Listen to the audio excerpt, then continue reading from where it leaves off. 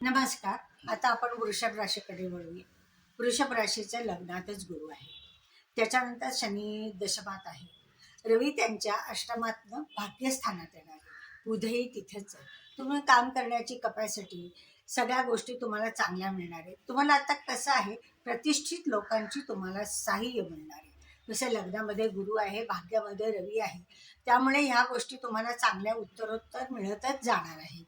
कारण काम करण्याची तुमची धमक आणि कपॅसिटी खूप चांगली असते. वृषभ राशी ही काम करण्यासाठी अतिशय चांगली आहे. शुक्राची रास असली तरी सुद्धा ही कष्टकरी रास आहे. कारण त्याचं चिन्हच आहे बसलेला बैल. एकदा कामाला लागले की भरपूर काम करणार, एकदा विश्रांती घ्यायला लागली की बरोबर विश्रांती घेणार, असे ह्या लोकांचा स्वभाव आहे. त्यामुळे ही लोक सातत्याने काम करू शकतात. आपलं काम पूर्ण होईपर्यंत ते स्वतः ते करत राहतात. त्याच्यानंतर शनी आहे तुमच्या दशमामध्ये. शनी दशमात असल्यामुळे नियम अटीची जी कामं आहेत ती वेळेवर करा. त्याला उशीर लावू नका. परफेक्ट आणि टायमिंगमध्ये बरोबर करण्याचा प्रयत्न करा.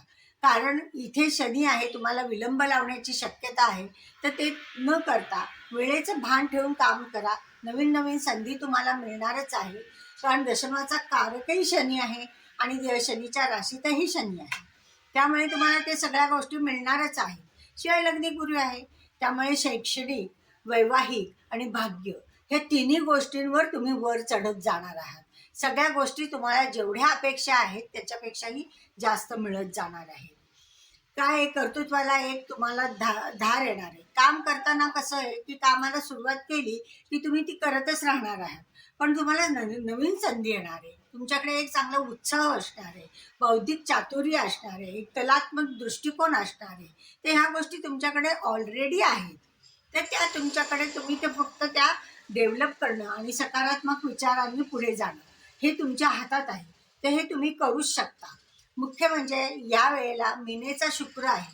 आता मीनेचं शुक्र म्हणजे उच्च, लग्नेश उच्चचा म्हणजे तुम्ही जे स्वतः काम कराल, जिथे तुम्हाला प्रयत्न करायचे, तुमच्या महत्वाकांक्षा पूर्ण होण्याचे हे दिवस आहे.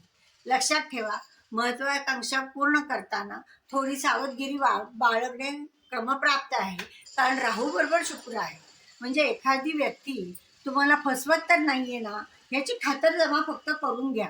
बाकी तुम्हाला सगळं सहकार्य मिळणार आहे. उत्तरोत्तर तुमची प्रगती होत जाणार आहे. तर ह्या गोष्टी तुम्हाला मिळणार आहे. एकूणच हा महिना तुमचा चांगला जाणार.